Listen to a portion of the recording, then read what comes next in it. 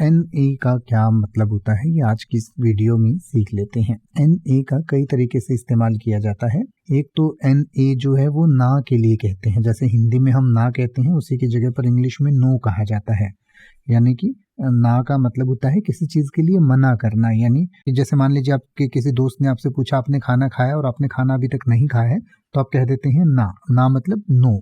और इसके अलावा Na जो है वो सोडियम का केमिकल सिंबल भी है। यानी कि Na मतलब होता है सोडियम, यानी जो हम घर पर नमक खाते हैं वो सोडियम क्लोराइड होता है NaCl2। तो इसमें Na जो है वो सोडियम है। इसके अलावा इसका एब्रीविएशन के रूप में भी इस्तेमाल किया जाता है। जैसे कोई फॉर्म हम भर रहे हैं तो उसमें कई बार हम NA लिख देते हैं, तो इसका मतलब होता है नॉट एप्लीकेबल।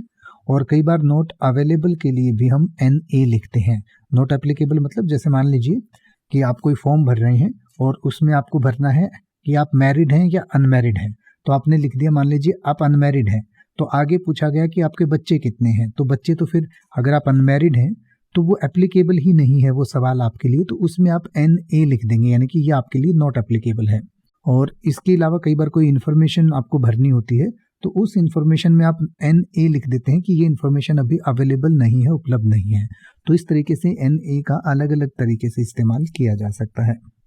अब आप किसी भी वर्ड का मतलब हिंदी और इंग्लिश में YouTube पर सर्च कर सकते हैं। आपको मेरी वीडियो मिल जाएगी जिसमें आप बिना किसी फालतू बकवास के सीधा उस वर्ड का मतलब समझ पाएंगे। तो ऐसी ही वीडियोस को देखते रहने के लिए चैनल को सब्सक्राइब करें और बेल आइकन को प्रेस करें।